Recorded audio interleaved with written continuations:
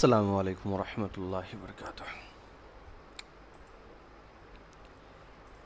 نحو قاسمی کا یہ 8واں درس ہے، جس میں انشاءاللہ ہم لوگ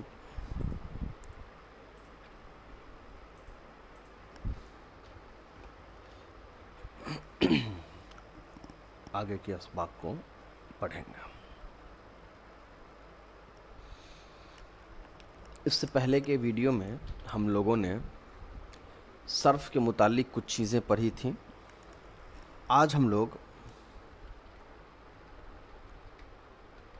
مرفوعات، منصوبات، مجرورات اس کے بارے میں پڑھنے والے ہیں۔ مرفوعات، منصوبات، مجرورات کیا ہے؟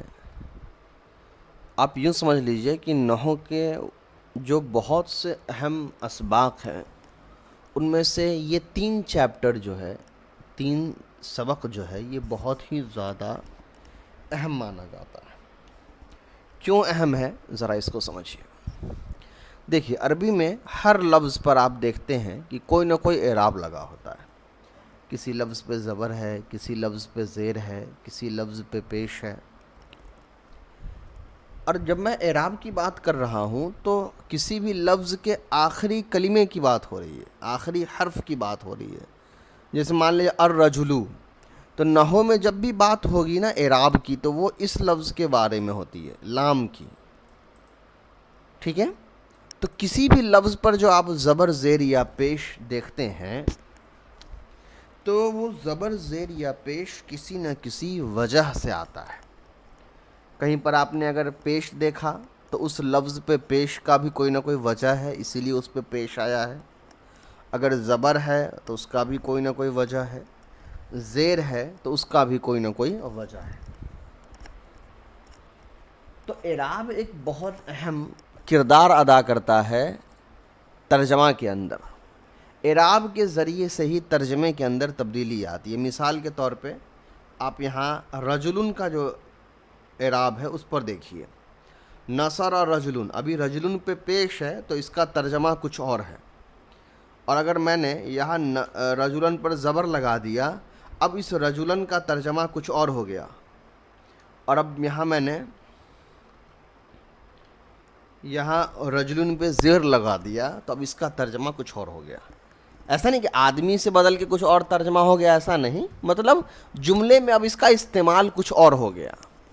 تو دیکھیے، لفظ سیم ہے لیکن جیسے جیسے اعراب بدل رہا ہے اس کے ترجمے میں فرق آتا ہے۔ رجلن کے مطلب آدمی ہے، اس میں کوئی فرق نہیں آئے گا، بلکہ اس کا ترجمہ ایک جملے میں اب کیسے ہوگا اس کے اندر فرق آتا ہے۔ جیسے دیکھیے، نصر رجلن کا مطلب ہو گیا ایک آدمی نے مدد کی، تو یہاں مدد کرنے والا آدمی ہے۔ نصرت رجلن کا مطلب ہو گیا میں نے مدد کی، تو جیسے اعراب بدل گیا اب یہاں مدد کرنے والا آدمی نہیں ہے بلکہ میں ہوں، میں نے آدمی کی مدد کی ہے۔ تو دیکھ رہے ہیں جیسے اعراب بدلتا ہے تو ترجمے کے اندر تبدیلی آ جاتی ہے۔ تو اسی لیے اعراب کے بارے میں پڑھنا بہت اہم ہوتا ہے۔ تو مرفوعات کے اندر ہم پڑھتے ہیں کہ کسی بھی لفظ پہ پیش کیوں آتا ہے، کن کن حالتوں میں کسی لفظ پہ پیش آتا ہے، یہ ہم پڑھتے ہیں مرفوعات کے اندر۔ منصوبات کے اندر ہم پڑھتے ہیں کہ کن کن حالتوں میں کسی لفظ پہ زبر آتا ہے، اور مجرورات کے اندر ہم پڑھتے ہیں کہ کن کن حالتوں میں کسی لفظ پہ زیر آتا ہے۔ تو زبر، زیر اور پیش، یہی 3 اعراب ہیں، اور ان تینوں اعراب کی کیا وجوہات ہوتی ہیں اس کو ہم ان 3 چیپٹر کے اندر پڑھتے ہیں۔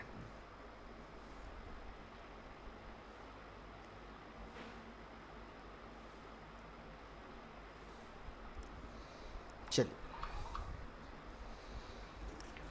تو اس کی تفصیلات جو ہے پورا وہ تو ہم کتاب سے پڑھیں گے۔ یہاں کچھ چیزیں جو اہم ہیں اس کو تھوڑا سا شارٹ میں سمجھیں گے، کیونکہ اس کے بعد اگلے ویڈیو سے ہم لوگ سیدھا کتاب ہی شروع کرنے والے ہیں۔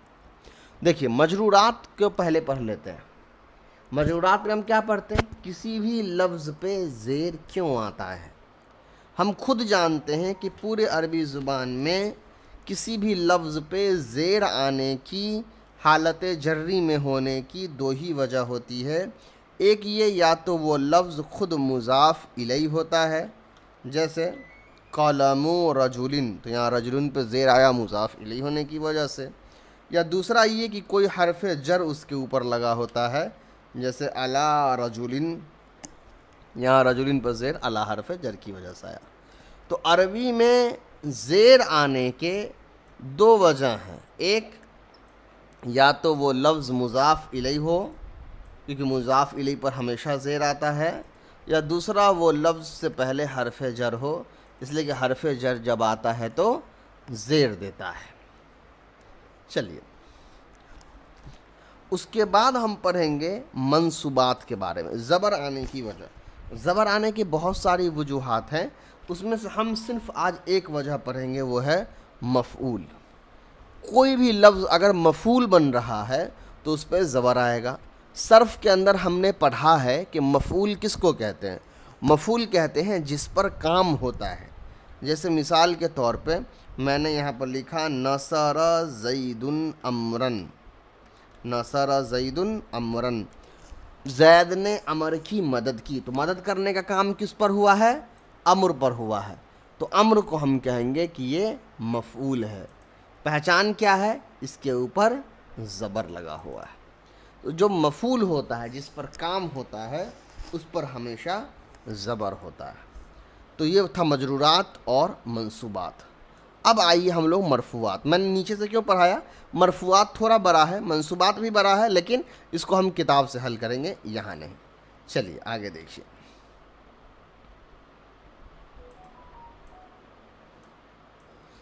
چلیے اب آتے ہیں مرفوعات۔ مرفوعات کے اندر کیا پڑھتے ہیں؟ پیش آنے کی وجہ۔ پیش آنے کی پہلی وجہ ہے فاعل، دوسری وجہ ہے نائب فاعل، تیسری وجہ ہے مبتدا خبر۔ وجہ اور بھی ہیں مگر ابھی فی الحال ہم یہی تین وجہ کو پڑھیں گے۔ چلیے سب سے پہلے سمجھتے ہیں فاعل کیا ہوتا ہے۔ فاعل کہتے ہیں کام کرنے والے کو، یہ میں نے آپ کو پہلے صرف میں پڑھا دیا ہے، تو یہ آسانی سے آپ سمجھ گئے۔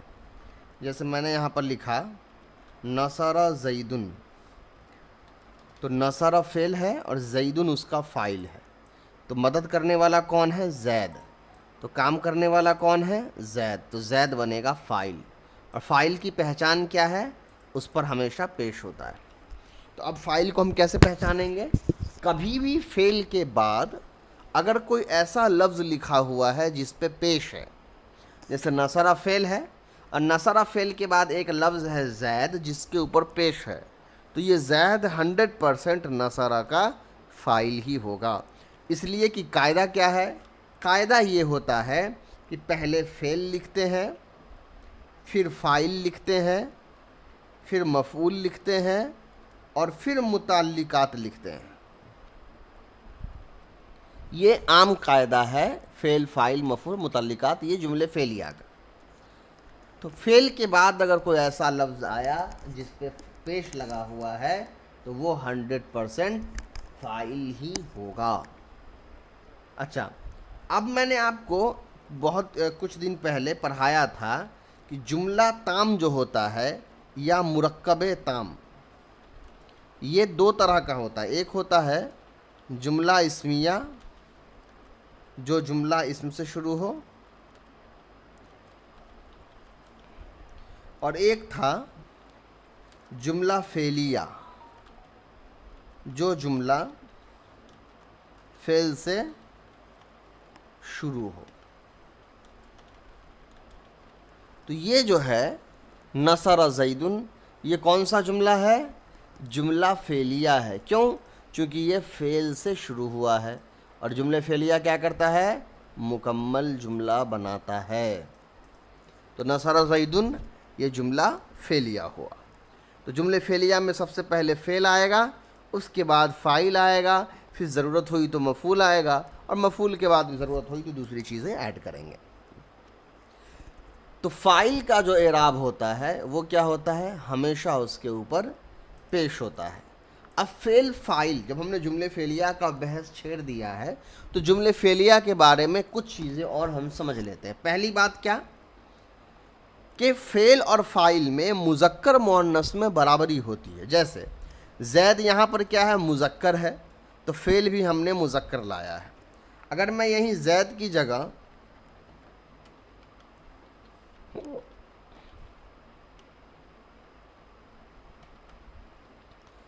فاطمہ لکھ دوں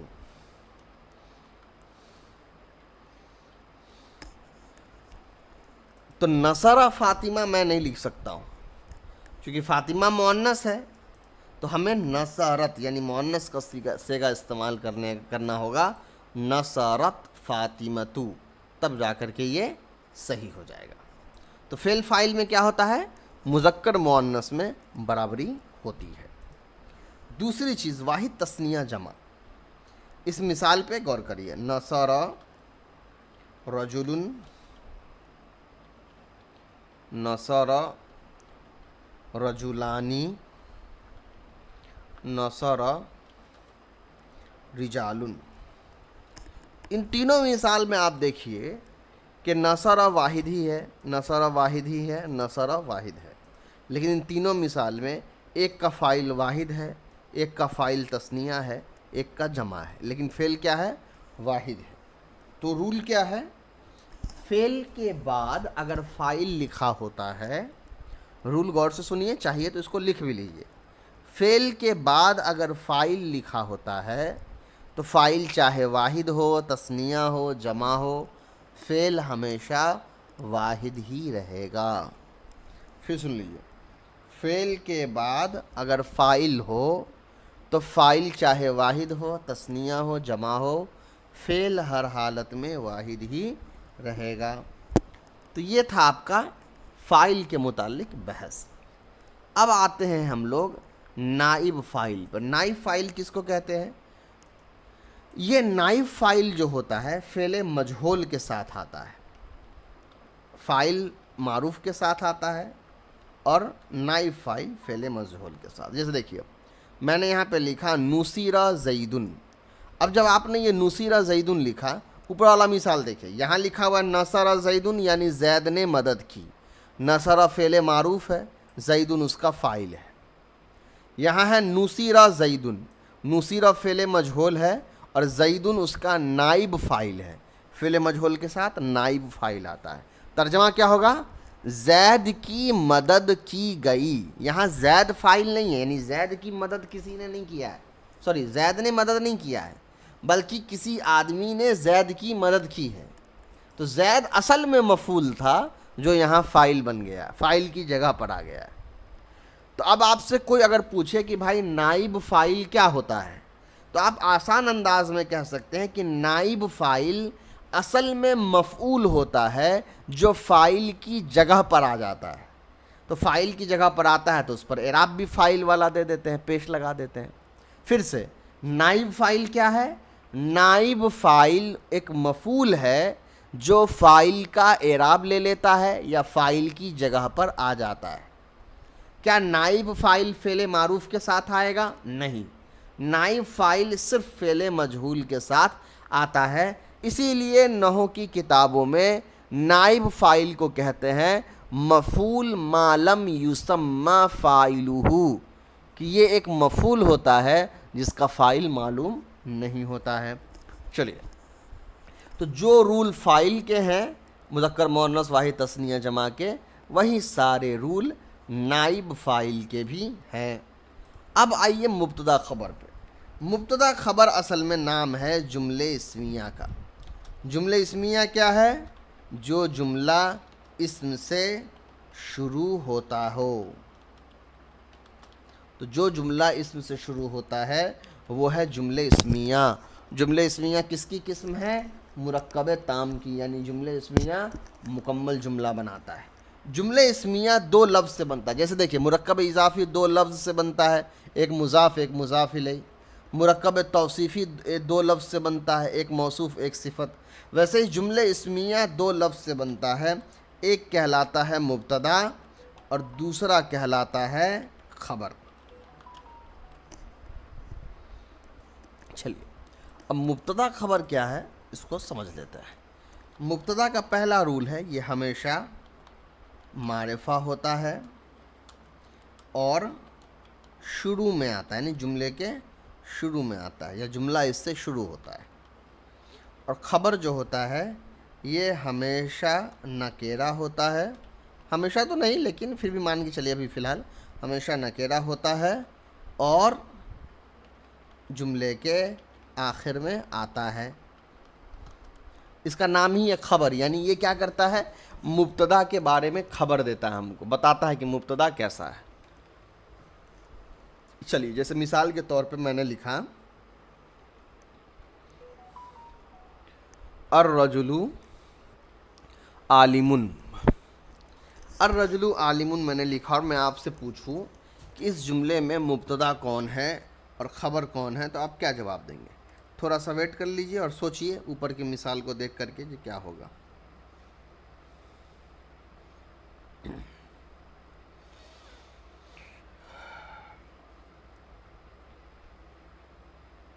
چلیے دیکھیے، میں نے کہا مبتدا ہمیشہ شروع میں ہوتا ہے اور معرفہ ہوتا ہے۔ الرجل شروع میں ہے اور الف لام لگا ہوا ہے، یہ معرفہ ہے، تو الرجل بن گیا مبتدا۔ خبر کیا ہوتا ہے، آخر میں ہوتا ہے اور نکیرہ ہوتا ہے، عالم آخر میں ہے اور نکیرہ ہے تو عالم بن گیا خبر۔ اور یہ مبتدا خبر کیا ہوتا ہے، جملہ اسمیہ ہے، اور جملہ اسمیہ کیا کرتا ہے، مکمل جملہ بناتا ہے۔ تو الرجل عالم، اس کا ترجمہ ہم کریں گے آدمی عالم ہے، لیکن وہی اگر میں یہاں پہ لکھ دوں الرجل العالم تو یہ جو ہے نا یہ موصوف صفت جملہ بن گیا، یہ کیا ہو گیا، موصوف صفت جملہ بن گیا، اس کا ترجمہ ہوگا عالم آدمی۔ تو موصوف صفت اور مبتدا خبر میں جو فرق ہے اس کو بہت باریکی سے دیکھ لیجئے۔ یہاں کیا ہوا، الرجل العالم میں مبتدا خبر میں کیا ہوتا ہے، مبتدا ہمیشہ معرفہ ہوتا ہے، خبر ہمیشہ نکیرہ ہوتا ہے۔ موصوف صفت میں کیا ہوتا ہے، یا تو دونوں معرفہ ہوگا یا دونوں نکیرہ ہوگا۔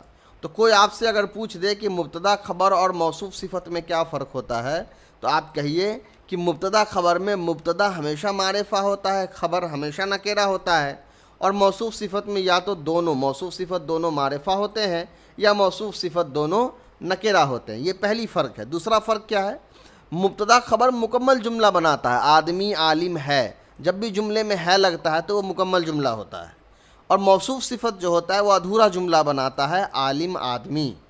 یہ دوسرا فرق ہو گیا۔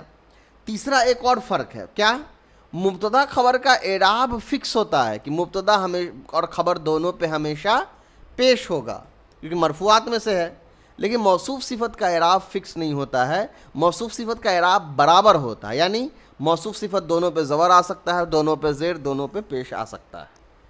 چلیے تو یہ فرق تھا مبتدا خبر اور موصوف صفت میں۔ اب ایک چیز سمجھیے، جیسے میں نے لکھا الرجل عالم تو یہ مبتدا خبر ہے۔ جیسے میں نے آپ کو بتایا تھا کہ حرف جر ہوتا ہے 17 ہیں جو اسم پہ آتے ہیں، جیسے با تا کاف وغیرہ، ویسے ہی ایک حرف ہے حروف مشبہ بالفعل، اس کے بارے میں آگے پڑھیں گے۔ ابھی صرف یہ سمجھ لیجئے کہ انا ایک حرف جر حروف مشبہ بالفعل ہے، اور یہ انا بھی مبتدا خبر پہ آتا ہے۔ جیسے میں نے کیا کیا، یہاں پر انا لکھ دیا۔ اب جیسے میں انا لگاؤں گا مبتدا خبر سے پہلے، یہ کیا کرے گا، انا مبتدا کا اعراب بدل کر کے زبر کر دیتا ہے، یعنی یہ مبتدا کا اعراب بدل کر کے زبر کر دیتا ہے۔ غور سے سنیے، جیسے ہی آپ مبتدا خبر پہ انا لگائیے گا، پہلے سوال انا کیوں لگتا ہے، تو انا لگانے کی وجہ ہوتی ہے اپنے ترجمہ میں جب اس کی ضرورت ہوتی ہے ہم انا لگاتے ہیں، وہ ہم آگے پڑھیں گے انا کیوں لگاتے ہیں، کیا مطلب ہے اس کا۔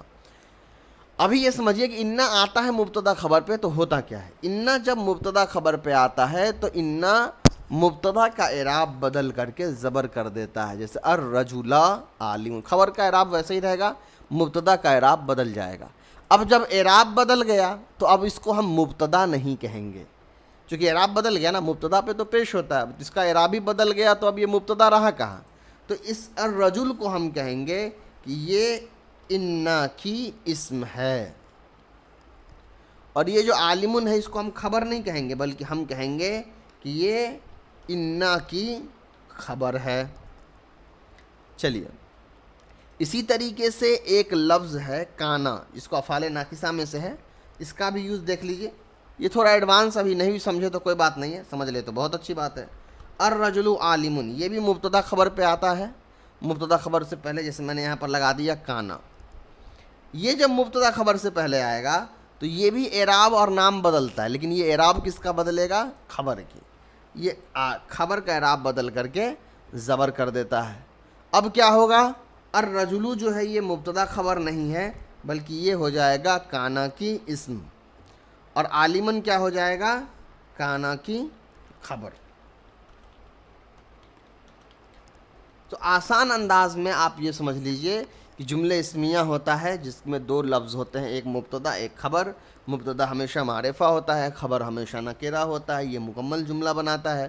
اور مبتدا خبر پہ کبھی کبھی انا لگتا ہے، جب انا لگتا ہے تو مبتدا خبر نہیں رہتا ہے، بلکہ مبتدا انا کا اسم کہلاتا ہے اور خبر انا کی خبر کہلاتی ہے، اور انا مبتدا کا اعراب بدل کر کے زبر کر دیتا ہے۔